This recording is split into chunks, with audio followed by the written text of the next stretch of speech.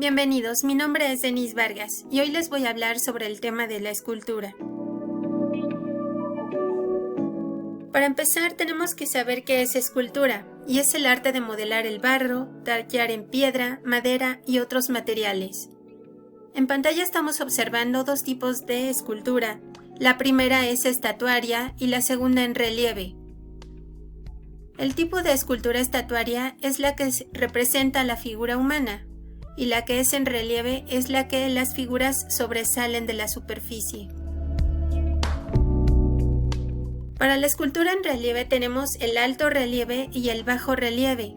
El bajo relieve es la escultura que parece que está como rascada. Estamos observando en la pantalla los tipos de escultura y tenemos lo que es la realista, la expresionista y la abstracta.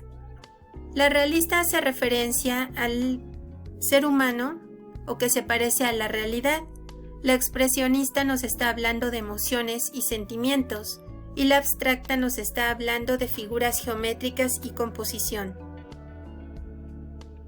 Estamos también observando el tipo de escultura en busto, en torso,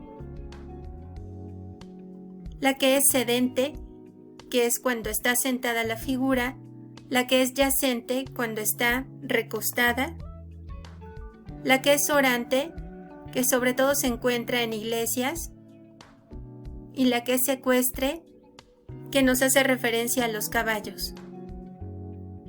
Y finalmente tenemos el tipo de escultura ornamental que sirve para adornar espacios, sobre todo en las iglesias antiguas, como aquí observamos a unas gárgolas.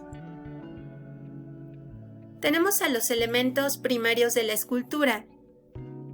Entre ellos va a destacar el punto, y es posible ver puntos en la superficie de los volúmenes de algunas esculturas, sobre todo las que están realizadas con este tipo de materiales, como esta escultura que está realizada con piedra volcánica.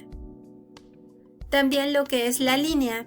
En este caso estamos observando la pieza de João Monteiro, y a este tipo de escultura se le llama filiforme porque está constituida por alambres, filamentos o tubos. Tenemos también otros elementos importantes en la escultura como el volumen, que es el espacio que abarca la escultura, la pátina, que sería el acabado que tiene la escultura, y la textura. El color también es importante para mencionar en la escultura. En este caso estamos viendo un busto de Nefertiti y otro tipo de escultura con pátina y sin ella. La pátina sería el acabado final que tiene una escultura, pero si está a la intemperie va a ir cambiando su color y su forma. Aquí traje algunos elementos como ejemplos, como la escultura de David Murphy, que parecería casi una lámpara escultura con perforaciones, y aquí la obra no solo se queda en lo trabajado, sino se proyecta también en la superficie, como serían las paredes. Tenemos la pieza del derrocado, y esta es una escultura expresionista. Aquí se va deformando con una intención la realidad. Vemos a sus brazos y a sus piernas que están alargados, y estamos observando las emociones dramáticas como la angustia, la desesperación y la amargura.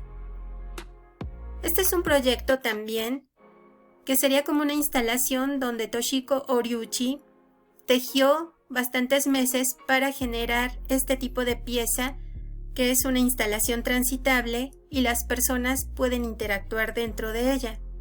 Y también tenemos la pieza de Chris Doros, donde las gotas ya secas van uniéndose en hilos para conformar este tipo de escultura, que al movimiento del público pues va a ir cambiando la posición,